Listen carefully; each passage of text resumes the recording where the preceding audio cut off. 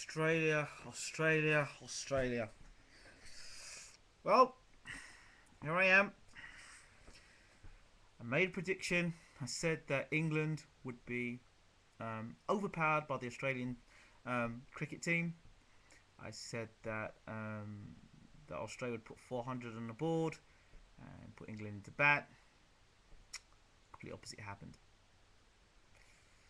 England went into bat, led by Cook, who I had lots of suspicions about him batting outside his off stump. And what does he go and do? He stands out there for over 8 hours and gets loads of runs. Not only that, James Anderson managed to swing the ball.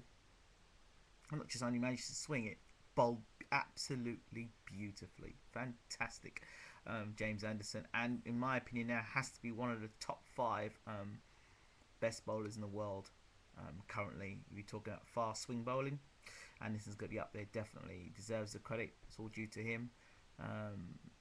Certainly him going back to his old style as opposed to what he was trying to, the coach was trying to do with him. He's gone reverted and it's definitely paid off. And he's, like I say, he's bowled brilliantly. Backed up by some good batting by KP. Trott, as I said, would bat well prior, came to the party as well. Felt really sorry for Paul Collingwood. As for Australia, Ricky Ponting. Great batsman, but shocking captain. And but we knew he was a shocking captain beforehand. And it was just clear to see in the series he didn't have a clue. And every time he was losing his nerve with England and pointing and arguing with the umpires, and you knew it was getting to Ricky. He'd lost the mental battle, and you can't afford to do that in Test cricket. So I would like to see Ricky just play as a batsman for the series. We saw in one Test match in Perth, as I said, the ball bouncing around and fast tracks, and Australia completely outplayed England that Test match. But then we got back to the same old. So what happens with Australian cricket now? You tell me what happens. I hear rumours and people tell me that wasn't the right side. Who would you like to have seen selected inside? Would it have made a difference if Ricky Ponting was captain or not? As for England, congratulations, well done. Again, Swan bowled well as well, so well done. It's a shame though. Over the last 12 months, I think England have played some opposition that have, for one reason or another, not shown up or had some sort of conflict or some sort of confusion within their camp. From the West Indies to the infamous Pakistani side with the match fixing and all the allegations, and I say allegations, and then we had Australia in complete disarray.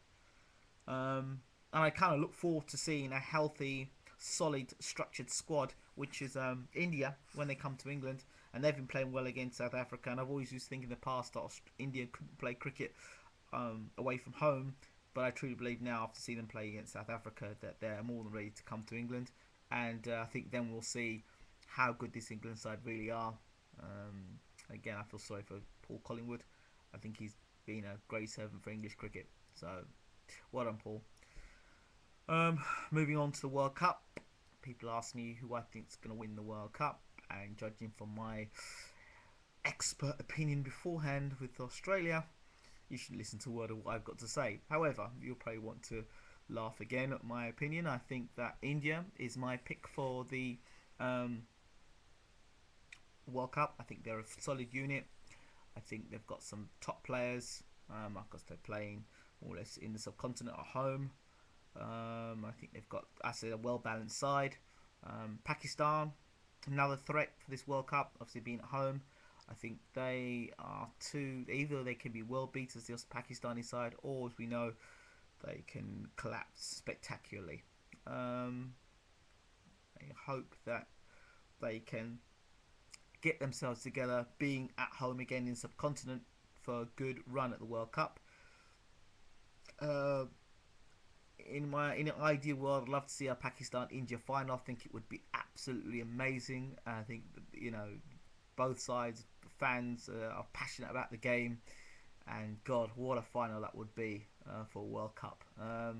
But I sense Australia may sneak in after their thumping in the Ashes series.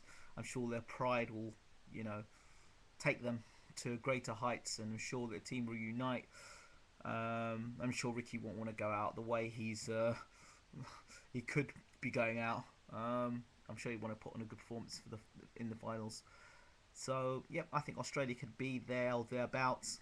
South Africa, top side, but the question is, are they going to choke? That's the question. South Africa, great side, but we all know they play brilliant going through, qualifying rounds, and then they get through to quarterfinals and the old semi-finals, and the old start to choke a bit. So, but I expect Graeme Smith's men to put on a good performance. Let's not forget Sri Lanka. They can always cause the all upset here and there. England, well, they did well in the 2020. Who knows? They may go on and win the 50 over or 40 over, whatever overs it is now, form of the game. Who knows? I don't know. Who knows? I mean, they've got Morgan, who's a very good batsman. We know what KP can do. Pryor back in the side. I mean, they've got. Where's Keyswetter, by the way? What happened to him? He was in the side and disappeared. Well, okay. Well, anyway, yeah. And Anderson. I mean, he's proven he can swing the ball. Swan will be very good in the subcontinent, where you'd like to think he'd be good. I mean, he's a well-rated bowler. I mean, that will be the test for him out there now. So yeah, that's my pick. New Zealand. I'm sure New Zealand will do fairly well. They always give people a good run for their money. But I think I'm going to go for India. I'm going to plump with go with India. So yep. And I'll do a video at the end of that. Yeah, let me know what you think. Nice to hear your views. And I've got a lot of Indian, Pakistani supporters on, so it'd be good to get a little bit of banter with you guys. South African players, supporters, what do you think? Are your South African team gonna choke, or do you think they'll do more? Okay, phone's ringing. I gotta go. See you later. Bye bye.